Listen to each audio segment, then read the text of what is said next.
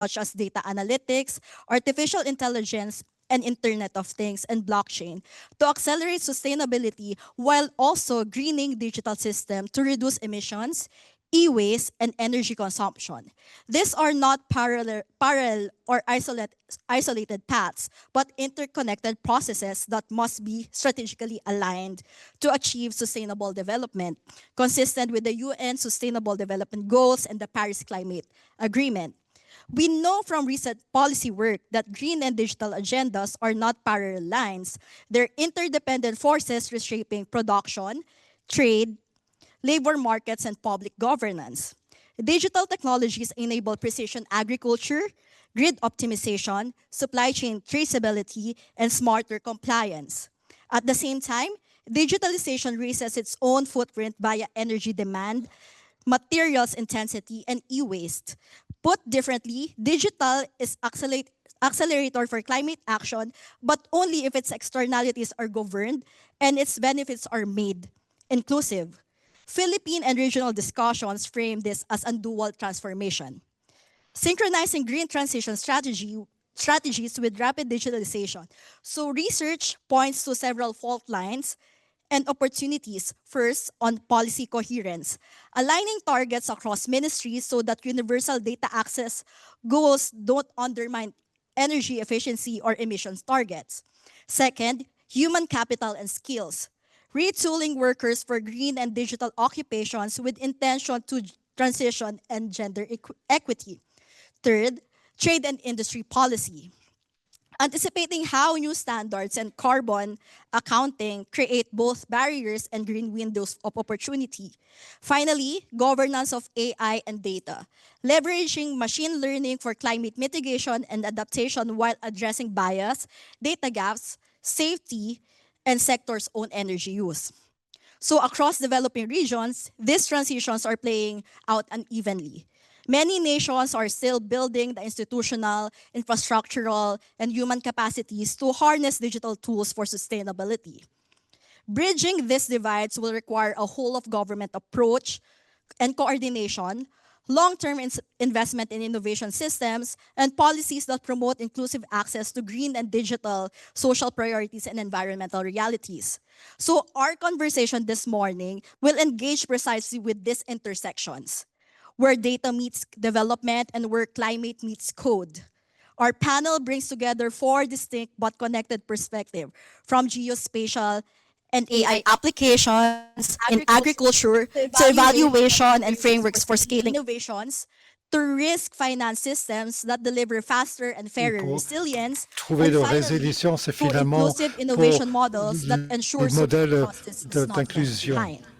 Together, we will Donc ask, ensemble, how on do va we poser la question synchronize the comment digital on and green synchroniser transitions la transition so they vers amplify le rather than digital offset each other?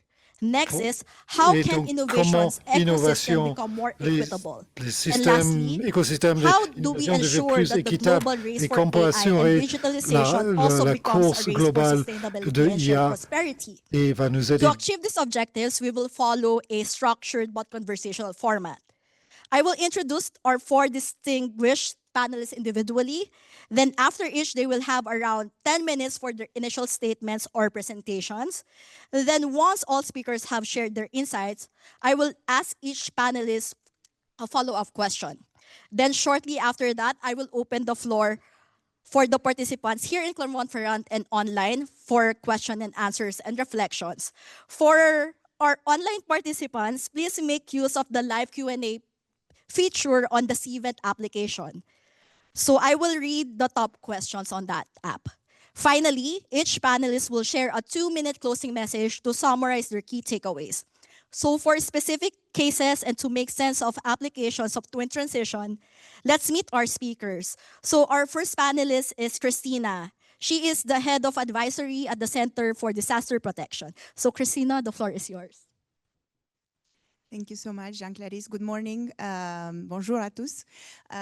It's a great honor to be here and to be part of this panel. My intervention will be about the risk finance systems that Jean-Clarisse spoke about.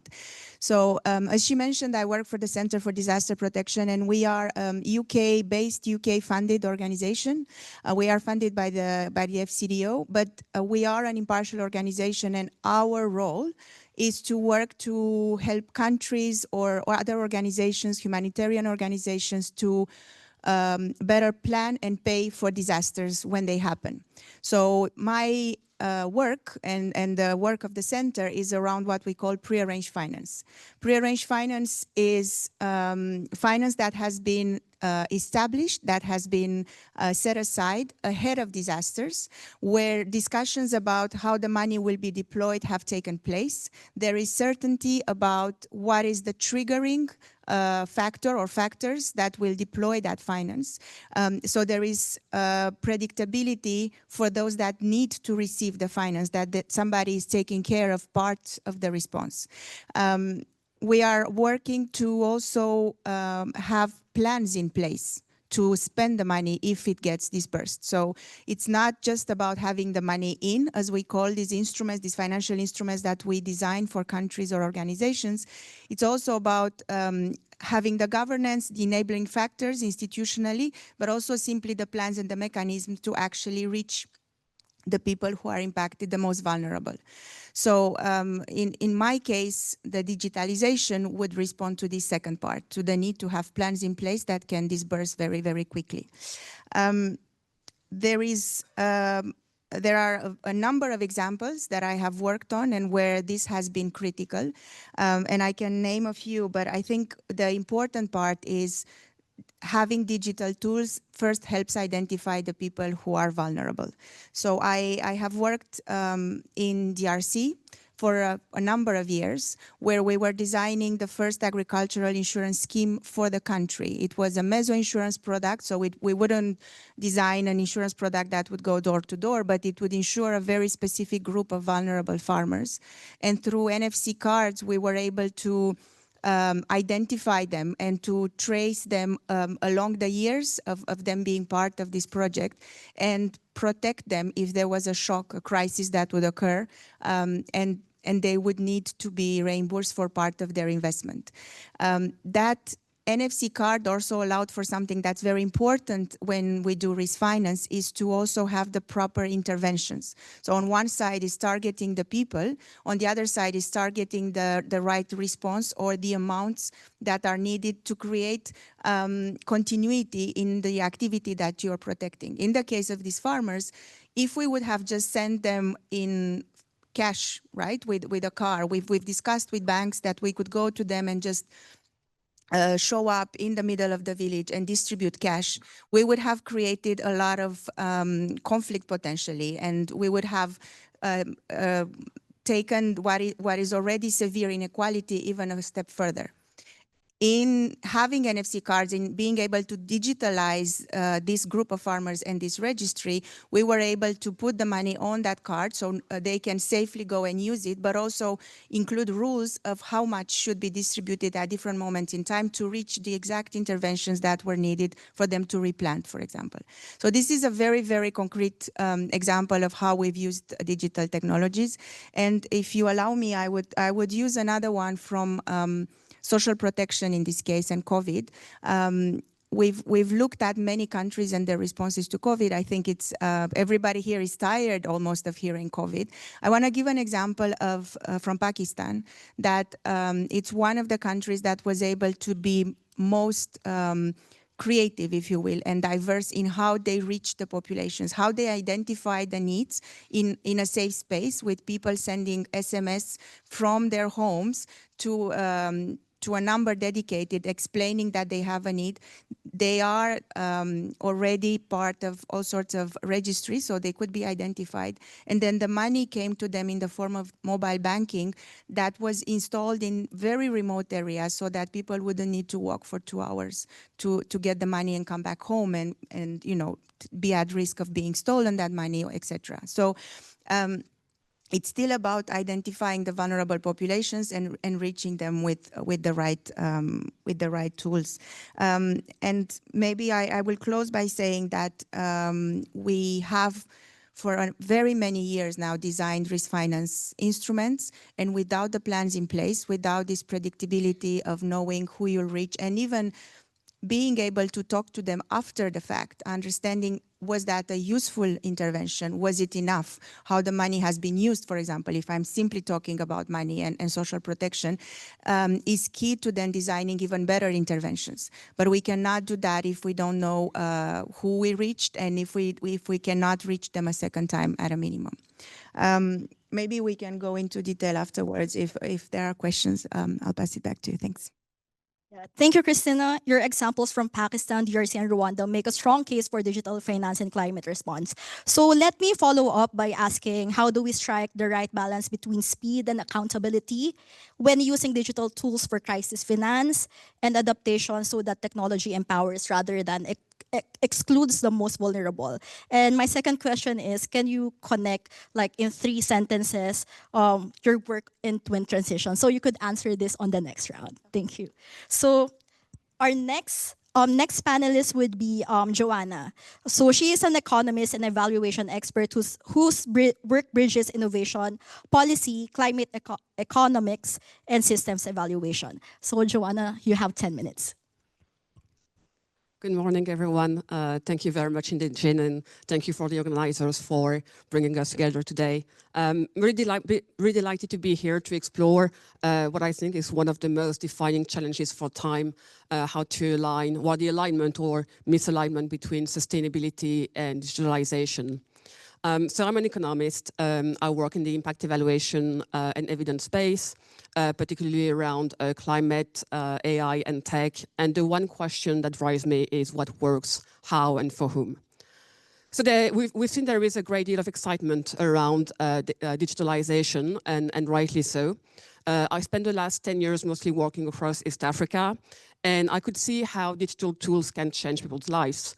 We can see now farmers accessing timely climate information services, students using platforms, mobile phones to learn new skills, or platforms enabling a better integration of renewable energy into energy systems. However, the one thing I've learned is that technology alone is not going to take us there when it comes to climate action.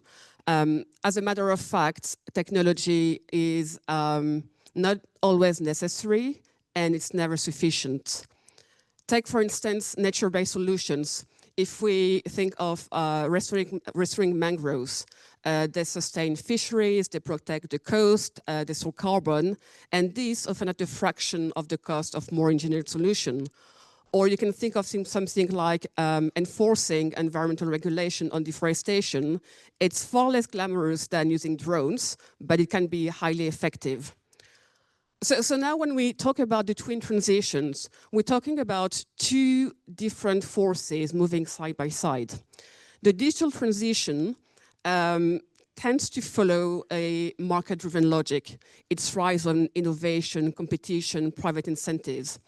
On the other side, the climate action, green transition, is a response to externalities. There are market failures, there are externalities which markets overlook. That's why we need climate action.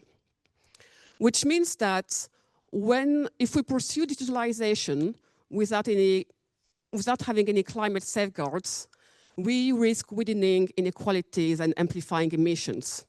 And at the same time, if we pursue climate action without some sense of digital readiness, we risk missing out on efficiency and scale.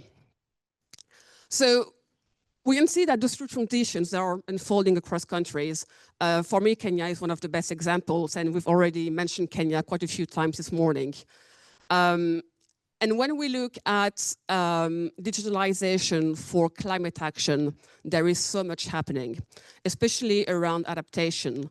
I can't think of many adaptation projects I've seen in the past years that didn't have a digital component. So there is clearly momentum here, and I think we'll hear about this quite a lot over the next 3 days. Now, when it comes to digitalization for mitigation, I feel like it's slightly lagging behind. And there is this estimate by the World Economic Forum that identified that with digitalization, we could cut up to 20% of carbon emissions by 2050, particularly in energy, building, and transportation. So when we think of low and middle income countries, which are building their infrastructure or upgrading them, this might be an opportunity for them to leapfrog. So the question is like, do we want to accelerate, do we want to rely on digitalization to accelerate low carbon development, or do we want to, are we going to be locked in old systems and then retrofit later on, but at a very high cost? And there are great examples of digital tools for mitigation which work. A great example, again, in East Africa is MCOPA for solar system. It started as a pilot a decade or two ago, and now we have hundreds of thousands of households who have access to off-grid electricity. And I've seen over the years so many pilots, so many digital tools which work technically beautifully. But when we zoom out a bit, there is a lot of evidence that there is a massive pilot scale gap. As a matter of fact, there are tons of innovations in the green digital space that do not scale or that end after a couple of years. And the pattern is quite consistent. We have the usual supply side and demand side issues, such as patchy connectivity, low digital literacy, the issue of the lack of funding, the governments working in silos. So we know the issues. So I think that the question when it comes to digitalization for mitigation, it's not can we use digitalization for mitigation, it's more how can we scale what works. And again, here there is a lack of evidence. It's quite interesting to see that there are tons of very positive discourse around the potential of digitalization for mitigation. There are tons of reports, papers highlighting the positive effects. But actually, we know very little about the impact of digital tools on the climate. If we look at most projects or pilots, they are going to look at technical performance or outputs, such as number of SMS sent, number of hectares mapped, and so on. And very few of these projects or pilots actually look at outcomes, look at the reduction in carbon emissions. And here, I think we need to put a bit more time and a bit more effort into really looking at the cost benefits of different digital solutions, compare them with analog solutions, because like I said, we don't need technology for every climate issue. Okay. So where does it take us? So we have two different transitions following very different logic. So I think the first thing we need is more intentional government coordination. And one big first step would be to make sure that digital strategies are reflected into national climate plans, such as the NDCs. The nationally determined contributions, where countries outline how they're planning to cut on emissions and how they're going to adapt to climate change. And it should be really a two-way thing. Those commitments should be reflected into national digital strategies. And by doing so, the countries should be able to identify the use cases of digital tools that work for their countries and the opportunities for them also to green their own digital systems. That means looking at high potential use cases, high impact use cases, looking at whether they have the enablers and what is lacking, if it's funding, the skills, coordination between different organizations, and if they have the right ecosystem around them. And once they've put those bases together, they should be able to really build strong business cases, identify the right sources of funding, and also check that they have the right skills. And that takes me to the question of the green digital skills, which I believe is going to be one of the most important topics in the next decade, and which could be a very credible bridge between the digital and the green transition. Thank you. Yeah, thank you, Johanna. You've captured so well the missing middle between innovation pilots and real transformation. So based on your experience evaluating digital climate programs, what have you seen as the key ingredients that move projects beyond experimentation towards systemic scaled impact in low middle income settings? So you may answer this question on the next round. So our third speaker is Murali. So he is the principal scientist and theme leader for digital agriculture and geospatial sciences at the International Crops Research Institute for Semi-Arid Tropics. So he has a presentation. So the floor is yours. Thank you, Jean. Good morning, all of you. This is my pleasure to interact with you today. Yeah, first of all, our activities mainly geospatial, digital agriculture, both are, we are supporting unit. We are supporting multidisciplinary teams across ICRISAT. Not only ICRISAT, even we are closely working with the state governments and several countries, mainly Asia and Africa. We are operating several activities. First of all, we produce any kind of activities in breeding activities or NRM practices, in climate change studies also. First of all, we generate products, spatial products like 4 major thematic areas we are working, which are land use, land cover, next, which are agriculture and food security, land use, land cover, and natural resource management, and climate impacts. And another one is natural resource, like water resource information generation. And finally, impact assessment studies as well. These are the broader thematic areas we are working. Within that one, there are several sub-thematic areas. For example, agriculture and food security. We are mainly focusing on in-season crop monitoring, crop yield estimation, crop suitability analysis, and intensifying fallow areas and sustainable intensification. These are the 5 sub-areas we are working. And today's my focus on the first agriculture and food security. Here, if you look at the slide, that above slides, these are the major products we are generating from the satellite imagery with the limited ground information, which are crop extent, irrigated versus rain-fed, length of growing periods, and crop stresses, various kind of stresses also we are monitoring: drought, submergence, hailstorm. And further, we are also monitoring specific crop-wide changes over the period for the countries, and also some particular locations we are generating. And crop intensity, actually, in India and Southeast Asian countries, there is a huge scope for intensifying cropping pattern, like fallow areas. We can intensify with legume crops for the nitrogen fixation, and other dryland cereals also we are recommending. And climate smart villages, based on historical analysis and present cropping pattern with the local demand, social activities also we are including there. And identifying hot spots where we can do the climate smart interventions. These are the products directly generating from the satellite imagery with the little ground information. And further, we are integrating with some secondary information. We generate a crop suitability analysis, particularly particular dryland crops are also, for legume crops. And crop yield estimation using simulation models, digital technology like machine learning algorithms, and semi-physical model. Of course, we have developed various semi-physical models as well for the yield estimation at plot level. And also water product improving crop water productivity, how we can target and how to improve sustainable for the sustainable food production.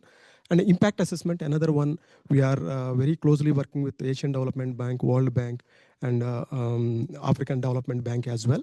They start interventions at, starting with minor projects, irrigation projects, how it is impacting in large scale, that also we are monitoring. These are the major activities we are doing. Coming to the next slide. And particularly, these are the products we generated for last 2 years. If you look at here, cropping pattern and crop type mapping, especially for India and South Asia, we mapped out 26 major crops across South Asia.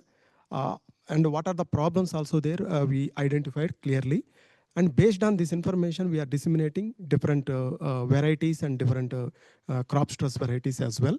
And cropping systems, where are the possible to expand, to intensify the cropping pattern, that also we mapped out.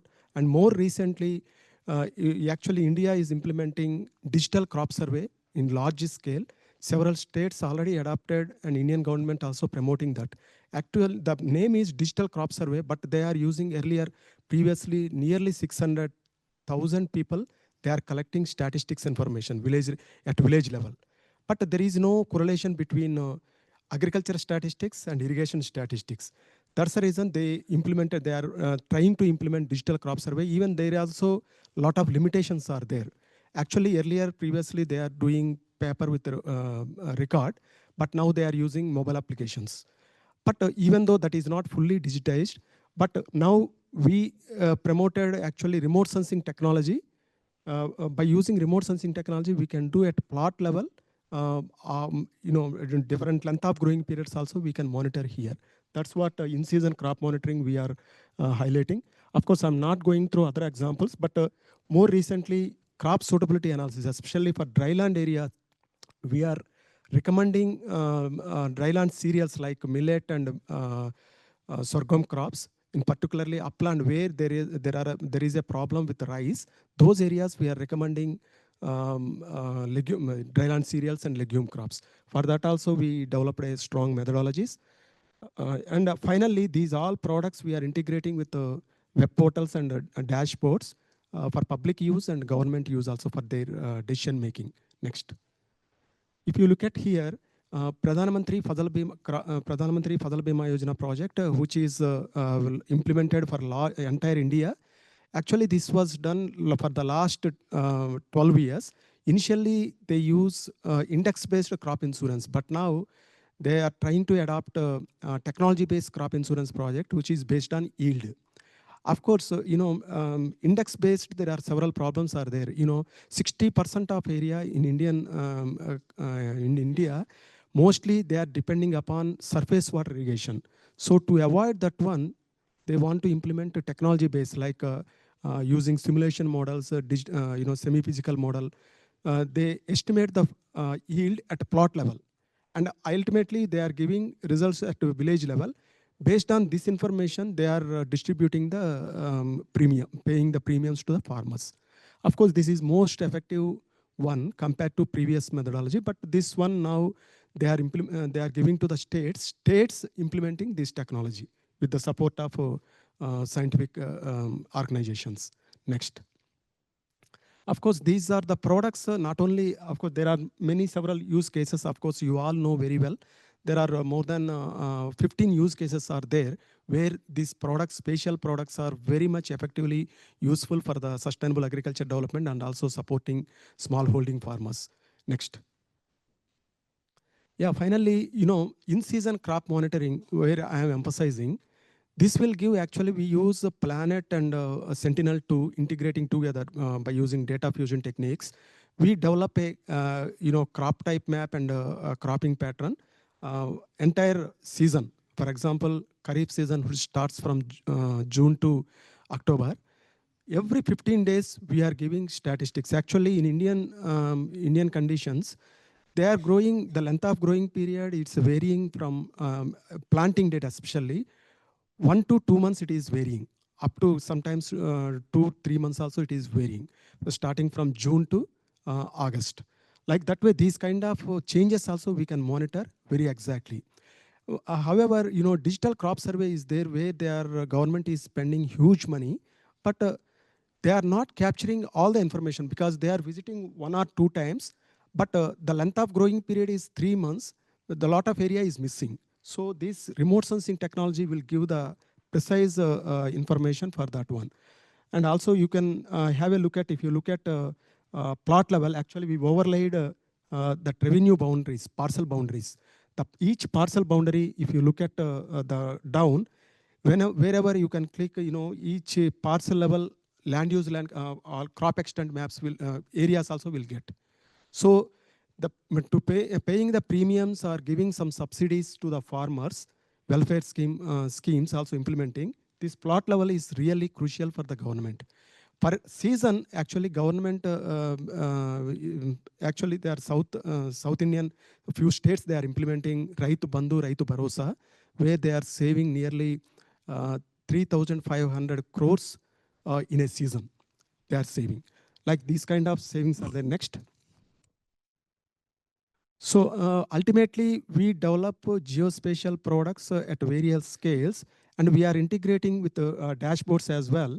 Actually, we made six digital platforms: MPro, MSoil, ICRISAT, Plant Health Detection, and MProC, Agri LLM. Yeah, these are the products we have generated. This is disease monitoring and plant health detection, all these kind of. This is publicly available. And we keep update the spatial information what we are generating. Those are we are integrating with these portals. So ultimately, farmers and also government department can access this information appropriately and for their taking appropriate decision at the field level. Next. Thank you. Actually, we are very closely working with, as I mentioned, Asian Development Bank also for impact studies and other GHG emissions project as well. That also we are implementing for this year. Thank you. Yeah, thank you, Murali. So you've shown how data and remote sensing and digital agriculture can transform how we understand crops, water, and land use. So I have actually two questions for you, which you can answer later on. So the first one is, how can we better translate this wealth of data into concrete policy decisions and on-the-ground action, particularly in the context where institutional and technical capacities remain limited. And my next question is, as mentioned by Johanna earlier, when we talk about twin transition, most work in silo. So especially now that there's an influx on agri-tech startups. So how can we encourage scholars and agri-tech startups to work together to make an actual impact, especially in terms of policy advocacy? So those are my two questions that you may answer on the next round. So finally, we have Akkanut, who is the head of the research group on innovation for social solidarity and inclusive economy in Asia at the Chulalongkorn University. So Akkanut, the floor is yours. Thank you, Jean. Thank you for having me here. In order to respond to the questions on how to align digitalization with green agendas for sustainable development, I have 3 points to address according to the questions. The first one was that digital and green transition must both be socially just transition. In countries where informality and inequality remain high, technological advancement alone cannot guarantee inclusive outcomes. Policies and investments must consider who owns, governs, and benefit from this transition. I will give you an example of my own action research in Thailand. I don't know if any of you have chance to visit Thailand. In the southern part of Thailand, we have a very beautiful island called Phuket. And it's a tourist destination. And when it's become tourist destination, people over there really concerned about environment. And during the COVID-19, food delivery is necessary in our country because government not allow us to eat at the restaurants, right? So the numbers of the orders jump threefold from 40 million orders a year to 120 million orders a year. Then the concerns of the use of the single-use plastic, right? There are lots of research that pointing out that food delivery comes with a lots of the packagings that using the single-use plastic. So organization in Phuket, the Phuket Environment Foundations, try to find a way to reduce the use of the single-use plastic in Phuket. So they invite all the food delivery platform, Grab included. There are many food delivery platforms back then because it was only industry that can grow during the COVID-19 because of that reasons. So there is a big MOU signing that the platforms agree on the studies on how to reduce the single-use plastic on the platform. But it turned out to be that, after the big signing ceremonies, the platform came out and give the answer. Other platform came back and give the answer to the foundation that, well, very sorry, we cannot do that because if we have going to deploy that, it will have to be, the whole country, or maybe, in a nationwide. So it's not that easy. If they would like to do at Phuket, they will have to do the whole country, right? So then Phuket Foundation's Environment Foundation contact us. We actually develop a community-owned and governed food delivery platform during the COVID-19, because not everyone that benefits from platforms, right? Restaurant will have to pay 35% of the commission. Riders will have to pay another 15% of the commissions, right? And during the COVID-19, everyone is very difficult, right? So we developed a platform that we invite all the stakeholders, restaurant owners, workers, and community to get together and co-design the platform. And that's a very small project, and it's a very community-based. Somehow, Phuket Environment Foundation contact us and invited us to consider whether there is a possibility to implement the reduce of the single-use plastic in Phuket. And because it's small and it's very, very flexible, so then we managed to do that. So we create the program called Pinto. Pinto is like a reusable food container that we allow restaurants, consumers, and workers to swap the Pinto when there is an order from the consumer. So this is just an example that if we talk about digital and green transition altogether, we will have to think about how we involve all the stakeholders since the very beginning. We have done lots of projects like this, and we have a conclusion that in order to make two things, or maybe more than two things, to achieve the goals together, there will be no other ways except participations. There are 4 processes that we must include everyone as a stakeholders to co-design, co-create, co-manage, and co-contribute. When they feel that they own the platform, they own the technology as a tools, then everything can be possible at that level. The second thing that I would like to address is that informal and community-based innovation is also digital innovation. We often feel that most of the topics, the debates on digital transformations was dominated by tech company and governments, but users are lack of involvement in all kind of process, And I think that is very important. If we think about inclusiveness, we will have to include them in the process as well. Give you an example of another project that we are working with domestic workers.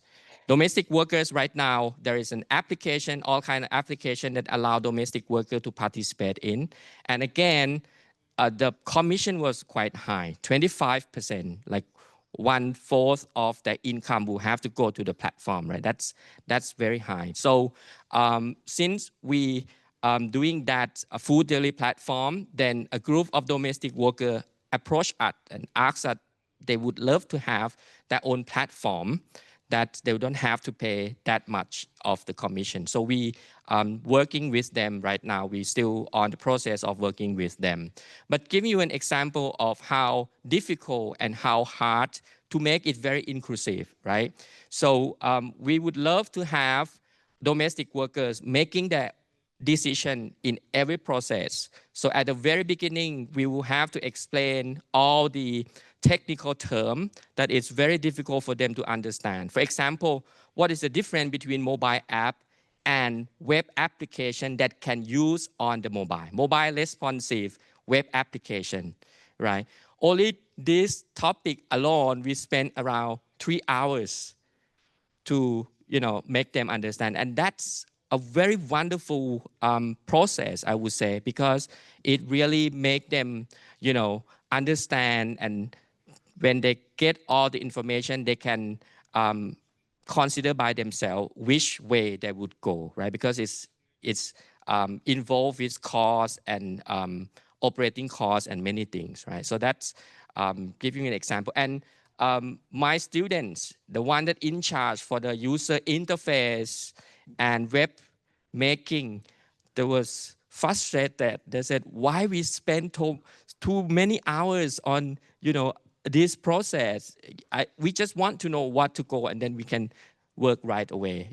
By having all these process, not just only workers that learn what it is about, but our students also, understand why we need to make it inclusive, why we need to take time. They were trained to concern about efficiency and productivity, right? Those engineers, right? But they don't really concern that much yet about inclusivity. But through the process of doing this kind of project, they understand a little bit more, but it still takes time. But many of them are really understand about this thing. And the last one, digital economy's environmental costs must be socialized, not externalized. So this is just happened yesterday. In Asia, we have intergovernmental body called ASEAN. And every year we will have ASEAN Summit where leaders of ASEAN countries in Southeast Asia will gather and have a meeting, right? This year we have President Trump, and Malaysia is a chair of ASEAN this year. And Thailand and the US just signed an agreement on rare earth studies, kind of MOU, right? And this is raised lots of concerns because it's already happened in northern part of Thailand where border with Myanmar. And if you follow the geopolitics things, Myanmar was in chaos, and the Thailand-Myanmar border area was actually dominated by ethnic armed groups. So it was the area that government cannot control, and ethnic armed group will have to find their own way to earn and fight against the government, right? So there is lots of rare earth mining over there, happen over there, and the consequence of that was the environment effects, right? So many of the river is already polluted, and these things is become transnational, trans-border issue, right? So we need regional cooperation in order to deal with that. And this is just a small example, but we see lots everywhere in the world where middle income or low income countries suffer a lot from unresponsible development. So that's all for me for the first round. Thank you so much. Thank you, Akkanut. So you reminded us that both digital and green transitions must be socially just transitions. So I have two questions. So given your experience with community-led innovation in Thailand, how can policymakers and development partners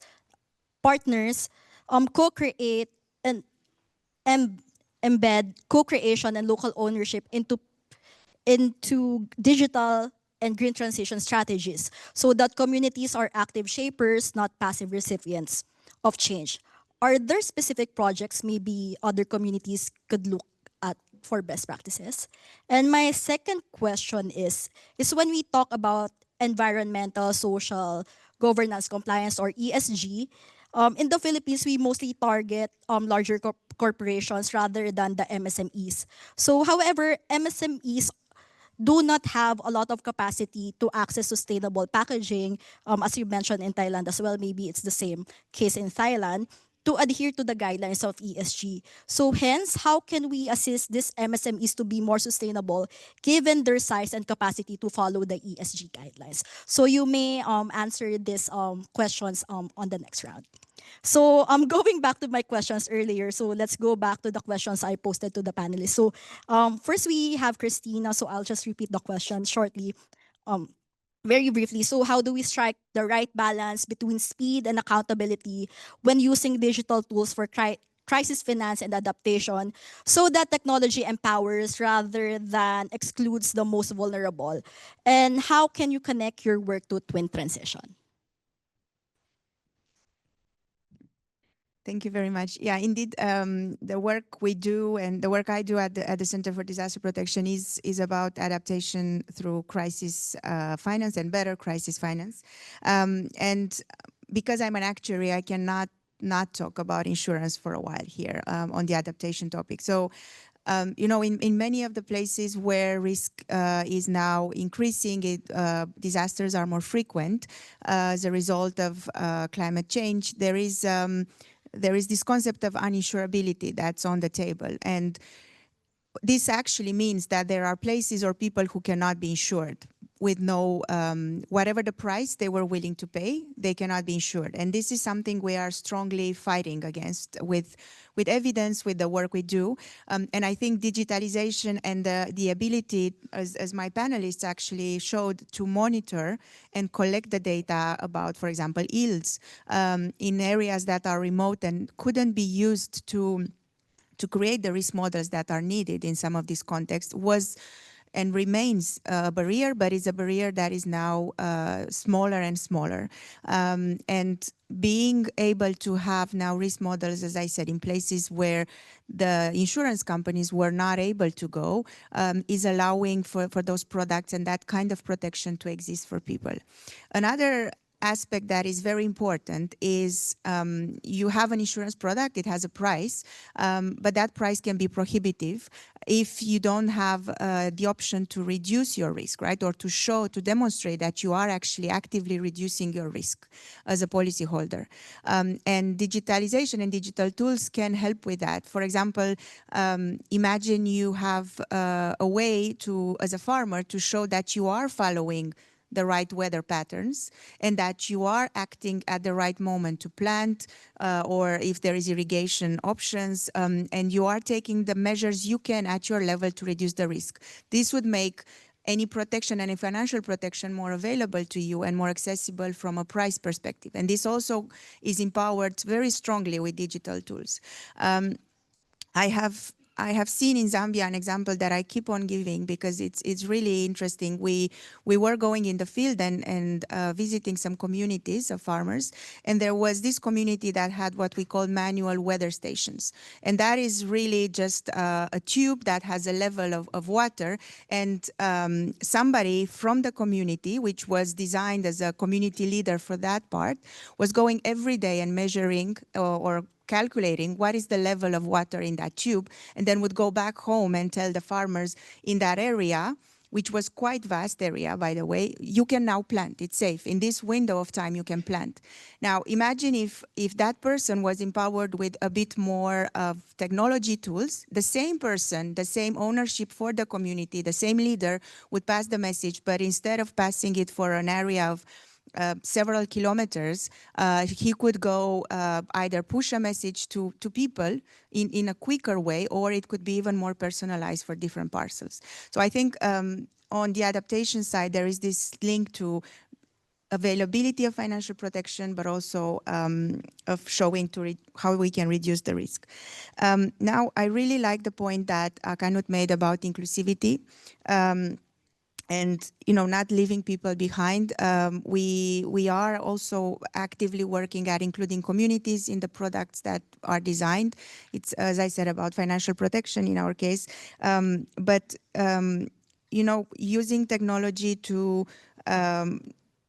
empower communities to also talk about the usefulness of these interventions, their grievances in local languages. So far, we were only able to go and design these interviews, for example, in English or in French, very costly interviews, very costly monitoring and evaluation tools that then are not really giving the power to those who should then redesign those products to do it quickly enough and include the voices of everybody. So going back to that, inclusivity is also a very important point we're using. I would say the application of digital tools is also a form of inclusivity. As I gave the example in Zambia, if you don't apply it at a very high level, but you embed it in communities and they decide how they use it, then it's more part of their day-to-day. But that application cannot happen in some places because other policies or other developments have to happen. And I know the World Bank, for example, is working on a huge project of bringing electricity to 300 million people in Africa. This could still be the first step to reach some of these developments we're talking about. And so we need policy and investment at those levels as well, as much as people like us, we would try to do that on the ground. And finally, accountability, because you've mentioned that, and I want to bring it as well. We try to design better policy, we try to design better insurance products or financial protection, but in some cases, we are not sure, because access, for example, is difficult, we are not sure if we've done the right thing and if we didn't cause more harm. You know, going back to the World Bank, the motto is do no harm. And in some cases, with the right intentions and the right money, we can still create harm. So I think using digital tools to capture as much as possible that feedback and then re-embedding it is very important, and targeting more projects than we could in the past to look at their effects and their impact on people. Maybe I'll save some points for the last. Thank you. Yeah, thank you, Cristina. I really appreciate your response, especially like with do no harm, but we cannot really avoid that because most of the economies or countries likes to create policies that's one size fits all. So we cannot avoid that some could be really harmful to others. So thank you for that. So now we have Johanna. So what have you seen as the key ingredient that move projects beyond experimentation towards systemic scaled impact in low and middle income settings? Thank you, Jean. So the first thing would be context. I think like when a company or a government or a philanthropy is looking into a new digital tool for climate action, they need to check like what is the issue we're solving, what is the size of that. It's quite easy to measure most of the time. Then there is the impact potential, how much of that issue we're going to solve with this tool. And I think this is not enough done because most of the time we don't have enough data or it takes time. But I think it's worth putting a bit more time to really understand how much of that issue we can solve. I mean, one example is if you take the issue of the integration of renewable energy into the grid, it's very costly for us in terms of in our energy bills. It's very costly in terms of climate issues. But when we look at how much of this issue AI can solve, it's very hard to find precise data. However, we can get the range of that, and it's quite important, so it's worth investing in that, for instance. Then there is the ecosystem.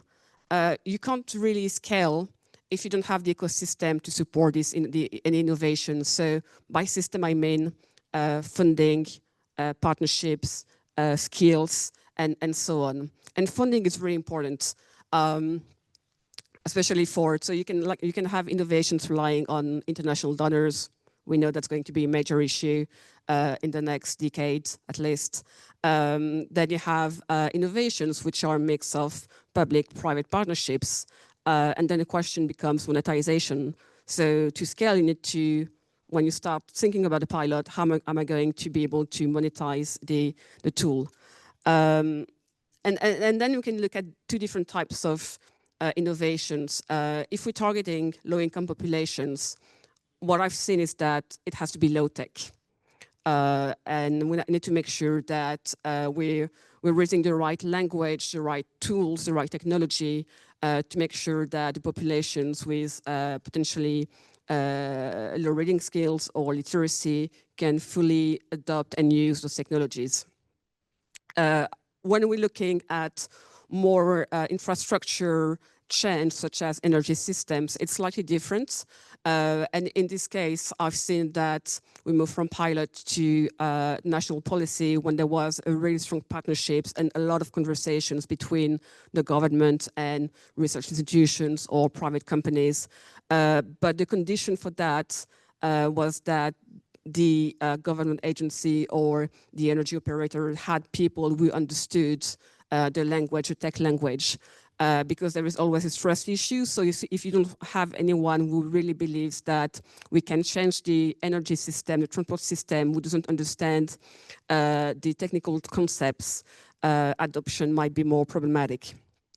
And the other thing, which I believe is quite important on those issues, is learning. And the digital transition is moving extremely quickly. I think like 6 months ago, we would have had a very different conversation. So it means that we need to learn faster if we can. And I'm an economist. I was raised with RCTs. Okay. And I've met a lot of people in the tech sector who want to run RCTs. We can't do that most of the time.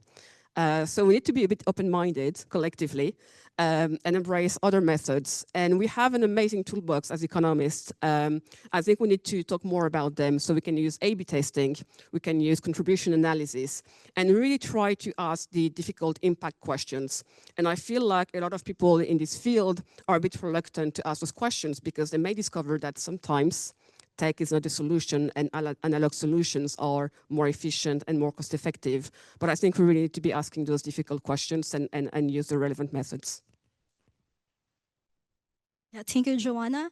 So now, Murali, so how can we better translate this wealth of data you presented into concrete policy decisions and on-the-ground action, particularly in the context where institutional and technical capacities remain limited? And the second question is, when we talk about twin transition, most work in silos. So especially there is an influx in agri-tech startups. So how could we encourage scholars and agri-tech startups to work together to make an actual impact, especially in terms of policy advocacy? Yeah, thank you, Gia. The first question, we are very much closely working with the state governments and, funding agencies like World Bank, Asian Development Bank. Whatever we are doing, we are as a non-profit organization, whatever we produce the spatial product, that is the open access, first of all. So universities, other research organizations and government departments also widely using our products.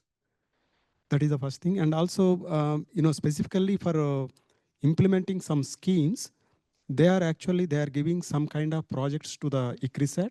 So we are implementing. The data also, whatever we are generating, the data itself, it is directly integrating with the government portals. So that way, we are very much closely associated with the government agencies. And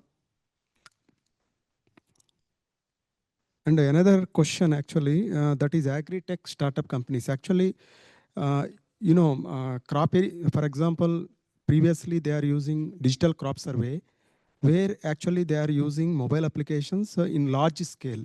Each for every plot they are visiting, they are collecting information from the plot level.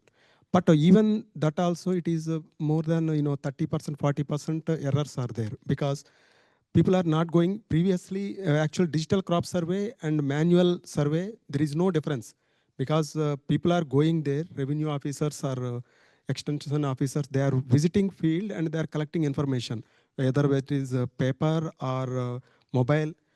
But there are 50% chances are there, more wrong data they are entering. Entire system also, it is not, it's a doubtful. So if we integrate remote sensing technology, that will be the more effective way. And also we are taking geotagged photographs also, it is influencing, and anybody can access data, and also anybody can compare. That way, policymakers also very much interested on this technology. And moreover, finally, actually this digital crop survey, wherever in one state in India, they are spending 150 crores of rupees for 1 year. However, we are using remote sensing technology based applications and dashboards, where it will be costing less than 10% of cost. So cost-wise also more transparent, and cost-wise also it is reducing. And the second question, we are implementing at state level. Of course, digital crop survey, there are 1,000 people are correcting information. At least, in remote sensing technology, there are some people, ground interventions are required. Ground information, some certain locations based on some pre-analysis, we are collecting information. That information, we don't have that many staff at ICRISAT. So we are also engaging startup companies and some educational institutes. So that way we are closely working with them also. Thank you. Thank you, Jane. Thank you so much, Murali. So lastly, Akkanut, so my two questions are focused on, are there specific projects that maybe other communities could look at? And the second one is about MSMEs and ESG.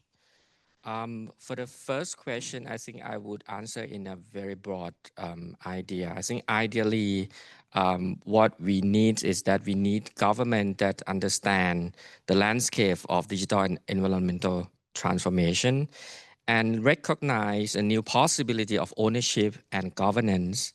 There is a lots of alternative that many people at the global level are trying, for example, platform cooperativism, solidarity tech, and commons, digital commons. These kind of things really focus on all kind of stakeholders. We often talk about public-private partnership, right?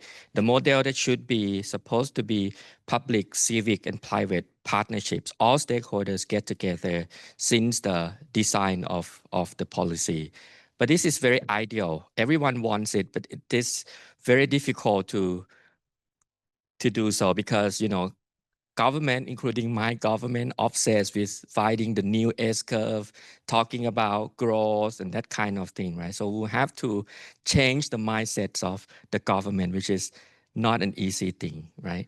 On the second question on the ESG and MSME, I propose that, well, ESG, actually, I have no problem with ESG. It's all good, but mostly big corporates that are able to practice, right? But MSME, there is actually another alternative of the concept. I don't know if you noticed, recently the UN General Assembly just passed the resolutions twice to support social and solidarity economy for sustainable development goals. Talking about social and solidarity economies, there are two things at the core of the value. One is the social impact. Second is the ownership, the governance, democratic governance, right? I think at the MSME level, we also can looking for some other alternative that quite similar to the ESG.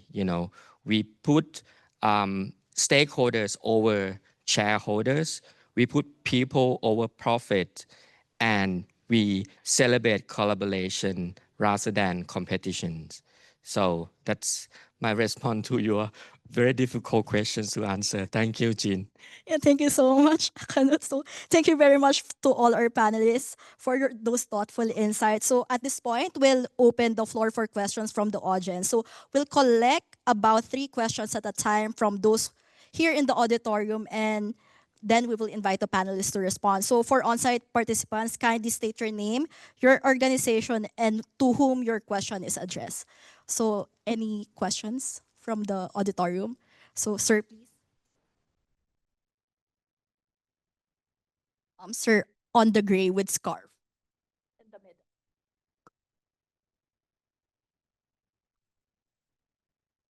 Hi, good afternoon. My question is to Cristina. The digital tools primarily are used in the case of Nepal and in the South Asia to indicate and to prepare people to see where the disaster is coming from. For instance, in the last summer, there was a huge landslide and flood issue in Kathmandu and across Nepal. The government and the civil society, including private sector, used heavily digital tools to keep them informed. Is there any study or any suggestion from you, or what is your thought in terms of the prevention of the loss in the economy by using digital tools? Thank you. More questions, please. The lady in black. Hello, everyone. My name is Ashley, and I'm from Zimbabwe. So my question is directed to Jen and to Christine and Joanne. So Women farmers are stronghold of agriculture and rate remain excluded from digital and green innovation ecosystems.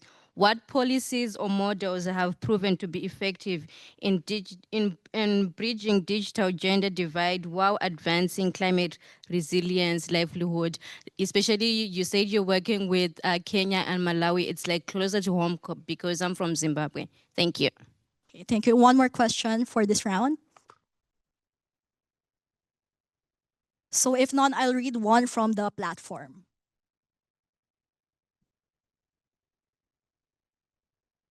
So this could be for both Akkanut and Murali. So how is community-based platform competing against private tech platforms on the market? So first we'll have Cristina, Johanna, then Murali, then Akkanut. Thanks a lot. So on the first question, on early warning systems actually and early warning actions, indeed, this is the very first step.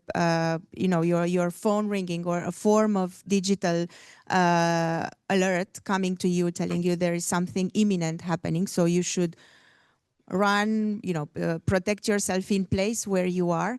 But to your point, those could be supplemented by also other actions you could take to reduce the risk, right?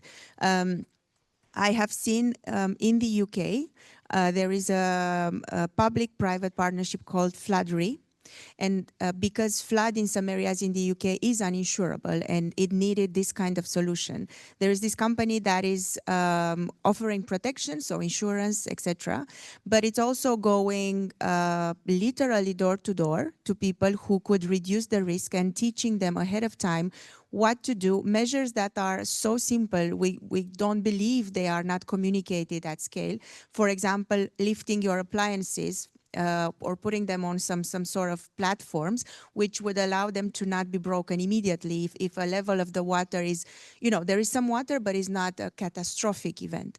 Or protecting your doors with, there are very, very little adaptations that are needed, but those need to be properly communicated ahead of time to people. So it's not enough to just have your phone ringing. You should also know what to do. So I hope that's your question. And preventing losses at household level would in turn and accumulated prevent some losses that are then taken by the community, by the government or some national governments, which is also what we call contingent liabilities. And examples like this are also actually in Venice, and some people are implementing them after what was the very catastrophic event of 2021, if I'm not mistaken. And yeah, so learning from those communities and then passing that message, communicating properly is, I think, key. I don't know if you want us to take the following questions. Yeah, do you want to go first? Thank you. The question around the gender divide is a very good one, and I'm really glad you asked. It's a tricky one, and I think it's going to be one of the main concerns, main questions discussed at the next COP, like how do we make sure that those transitions include women and vulnerable populations. I don't have a solution at hand, but what I can say is that one of the issues we have is that a lot of the data that we use is collected at the household level, which means that we know very little about some of the issues and the scale of the issues that some women face. So we need to do better on this and have more gender disaggregated data on many of those issues, energy, access to natural resources, access to water, and so on. Because I feel that if we have better knowledge of the issues, we can then design the right tools. And then there is a co-construction of the solutions. That's something I've seen. So I've worked on a lot on projects in East Africa. We had the information about the size of the issues women were facing. Could be safety, access to water, collection of firewood, and so on. And when it came to designing solutions, it was co-designed. So there was a lot of work back and forth to make sure that the pilots were a product of this co-construction instead of just, saying, we're going to use DHS data. This is, let's look at the summary statistics, and then this is the solution. But again, it's not an easy one. I wish I had a better answer. Yeah, thank you. Okay. Yeah. Okay.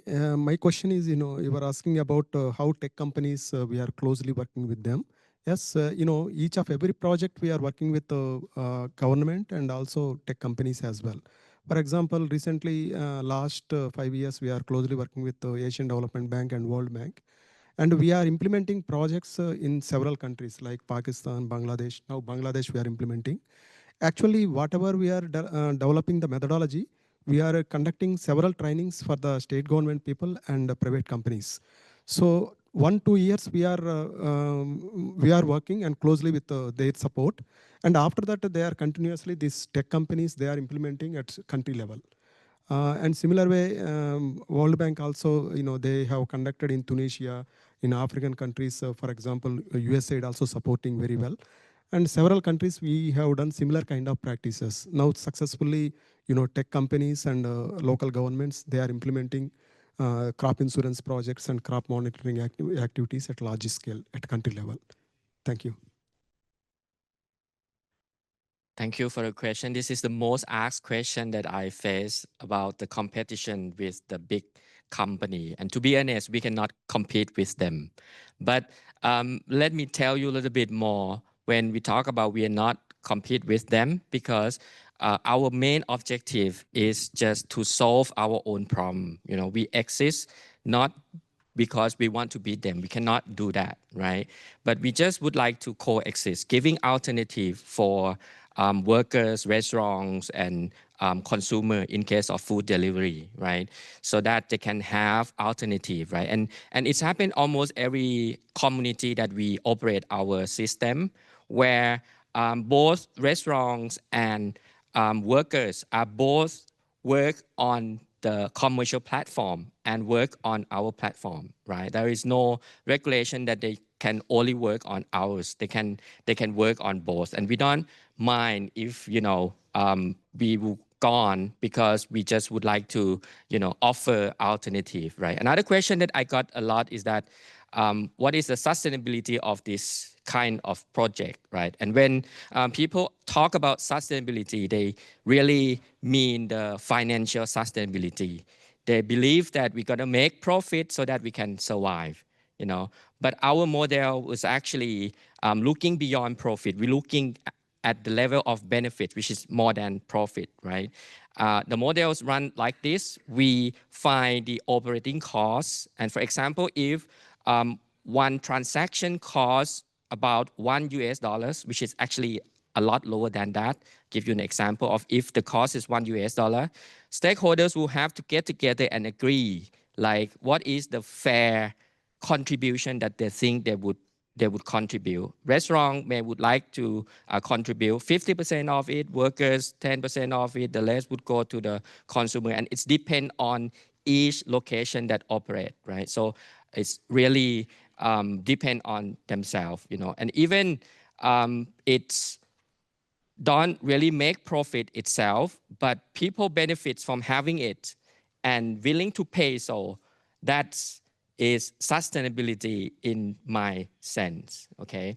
We often talking about scaling up, right? But that actually, there are other model of scaling. Our model is scale out, means replicate to other locations and adjust to fit the context of each community. And we scale deep. We try to make relationship among stakeholders become more and more tight. We are not scale up because we are not compete with the commercial platform. We cannot do that, to be honest. Thank you.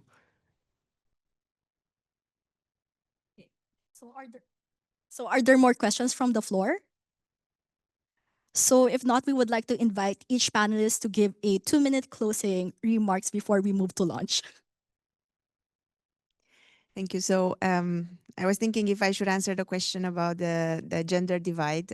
So I'll still answer it in my closing remarks, because I wanted to touch on development. So I spoke a lot about protection, about risk protection, and there is also the aspect of development and reducing poverty. And I wanted to touch on the question that was asked also from an infrastructure point of view. So going a bit behind, I have seen projects in agriculture, for example, which were aiming to help farmers increase their yields, and then as a result of that, to also help them have access to market, to sell the extra produce, sell the extra that they weren't consuming. So to turn them in small entrepreneurs instead of just being smallholder farmers. And there was a case in the DRC when the answer to access to market was, well, we'll build better roads.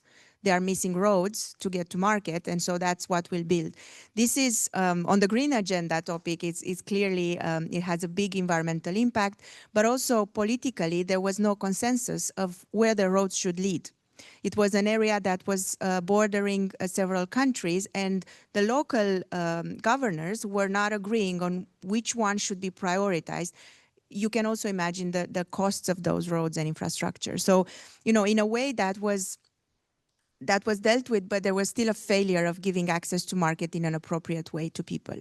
And in the same trip to Zambia, we went and saw communities, and I want to bring it back to digital infrastructure. So there was this woman that we spoke to, and there were several like her, but her case was specifically interesting. She used to be a smallholder farmer. She had been impacted by shocks. She was given the better varieties. She increased her production, and she realized she was able to go to market with her own products, as in she had extra to sell, but she didn't want to use or was not able to use the existing infrastructure. So her answer was digital infrastructure. So she was given access to a marketplace, to a digital marketplace, where she could sell in security, also for being a woman. She could put her products out there. There was a bidding on her products, and she actually bought a truck with which she was transporting at the day of the market the exact quantities, and she knew exactly who the buyers were. They had already established price, so there was no more exposure, and it was there was certainty in that deal that was being made. So, beyond protecting against risks, there is this space for growth. And I wanted to give this example because I think there is a silver lining. And as I said, there are several other people like her. The very costly development projects we are all used to, I think there are other answers as well to them. So maybe I'll close it here. Thank you. So I want to finish by saying that I don't think that the solution to the green transition will be a digital tool. The green transition is an externality issue, and I think we need to keep this in mind. So what we need is different incentives, different institutions, another type of coordination between public and private actors. That being said, there are amazing great potential use cases of digital tools when it comes to climate action. So we really need to scale those that work, and we need to learn more quickly on what works, where, and for whom. So that should be a priority. And I want to finish on a very positive note. There is an emerging generation with those green digital skills. I've seen them in East Africa, in Kenya, in Tanzania, Uganda, and universities are responding. They are delivering the relevant courses. The industry is evolving really fast. Universities are much slower to respond, but it is happening.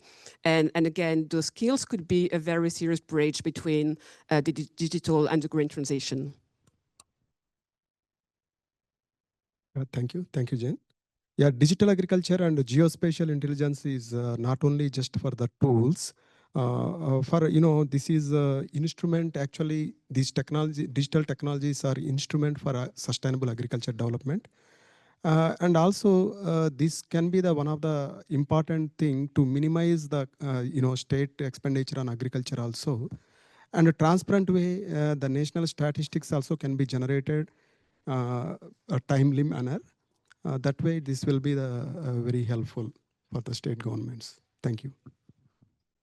Yeah, mine is probably very short. I agree with all of my colleagues here, but if I may add into what Johanna just mentioned about public-private, I would like to include civic in that, so that it would be public, civic, and private. We have all stakeholders included in all the process so that we can make sure it's inclusive. Thank you. Yeah, thank you to our panelists for sharing the insights. So please give them a round of applause. and to our participants, both here in the auditorium and online, for your thoughtful engagement throughout the session. So that concludes the plenary session 2, the twin transitions aligning digitalization with green agendas for sustainable development. We hope the exchanges have sparked new ideas, partnerships, and conversations that continue beyond this room. So thank you once again. I wish everyone a pleasant lunch break. So now I'll turn over back the floor to Francesco for some announcements. Thank you. Another round of applause, please.